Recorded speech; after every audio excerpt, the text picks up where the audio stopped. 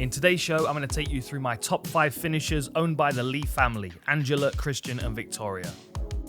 I've gone through the back catalogue of this talented family and I've picked out 5 of my favourite finishers of the Lee family. So I'm going to start with the atomweight champion, Angela Lee. My first pick is this amazing twister in her third pro fight. She was taking on NATALIE Hills. Not only was it a very impressive submission, but it was a very rare submission for mixed martial arts. Well, just generally. Starts the fight as always very aggressively, attacking whatever's available. She jumps in for an arm there and finds herself in mount, lands some ground and pound. In the scramble, she goes to take the back and finds herself with one hook. Constantly working, constantly chipping away at her opponent with shots. And as she falls off to the side here, she maintains control of that leg and then clears the arm of her opponent to reach around the back of her head and start pulling the head towards her. Now, this is what most people will recognize now as a twister. It's a very rare submission. And when you get somebody in this position, basically what you're doing is you're turning their lower body away and you're turning their upper body towards you, so the spine gets twisted. You can see in this position here how her hips fall one direction and her head is facing the other. It's a very, very cool submission, and you know, to get it in your third pro fight, not only notifies everybody that you've arrived on the scene, but it also sets a standard for what you should be able to achieve. I mean, it's really impressive performance, and she goes from strength to strength after that. My next pick is her 8th pro fight. This is her second title defense, and this is against ISTELA NUNES, who was a lot more wary of the ground skills by this point. She was also aware of the twister, so was not allowing. You can see how she's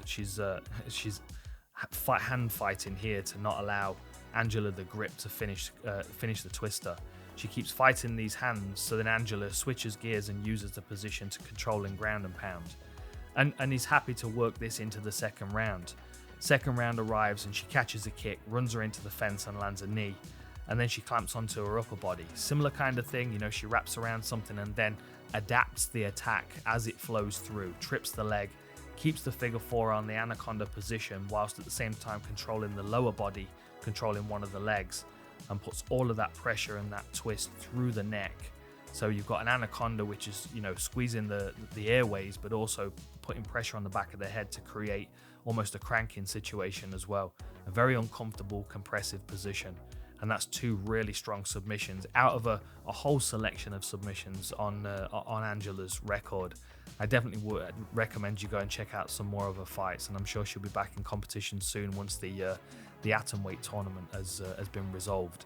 Okay, next up, my third pick is Christian Lee, and he's taking on a veteran here in KOTETSU BOKU, someone that I'd seen around the MMA scene for a long time. He's fought a lot of tough guys and has got a lot of experience.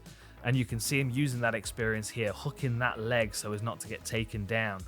And Christian's trying to lift him, but has to work around that hook.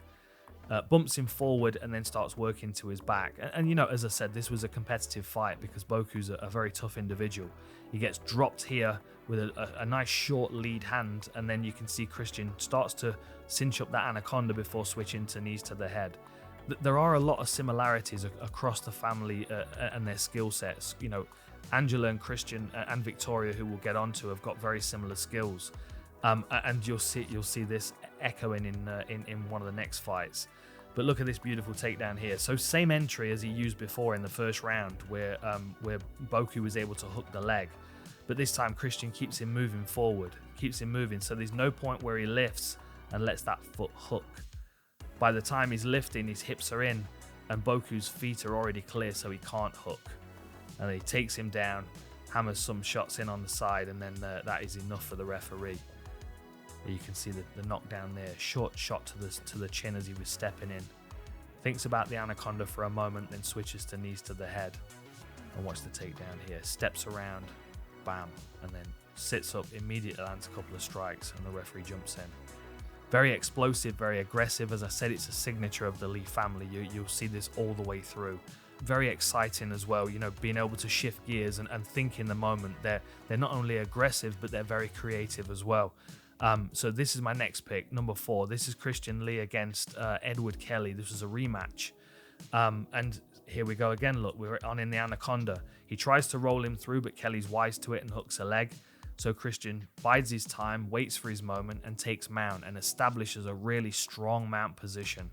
You know, we're always paying attention to how he's hitting with the upper body, but we're not paying attention to how he's controlling with his legs and his feet. Like, he's hooked under the body of his opponent. There's nowhere for him to go.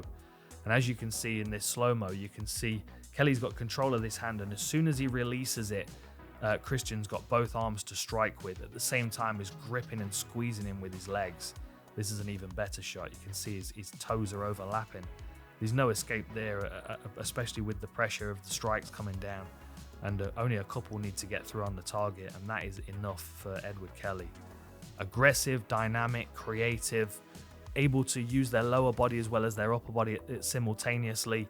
And, you know, if you've got another younger sibling coming through that family, then you would expect her to fight exactly like Victoria Lee does.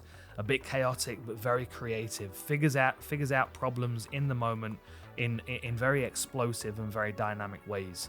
Like, this is a very similar takedown to what we've just seen with Christian. And then she works her way to mount. You know, there are echoes of Angela and Christian all the way through her game. But obviously, because they've already set a standard, now we're going to expect Victoria Lee to be working to that standard, and I think she'll surpass it. She's already looking incredible in only 2 fights. Look at that short elbow that she uses there. A short chopping elbow that forces her opponent to bring her arm up to guard and immediately steps over to start working that mounted triangle. And once she's got that cinched up there, she readjusts and readjusts. She realizes that she's not going to be able to get the submission from the triangle itself, so she switches her focus to the arm. And another note that's worth watching in this, as she extends the arm, she's also pushing away with the triangle. This doesn't allow her opponent to follow to her knees and start scrambling, and all that pressure is going down into the back of the tricep and the elbow. We'll see it one more time from this angle. As she starts to extend the arm, starts to turn towards the center of the circle, she pushes away with her leg, particularly that right leg that goes over the shoulder. Fully extends the arm and gets the tap. As I've said, a very talented family. I can't wait for Angela Lee to be back in the circle, and Christian and Victoria are both fighting on the upcoming One Chmapionship Revolution card on the 24th of this month. Make sure you check that out. It's going to be explosive.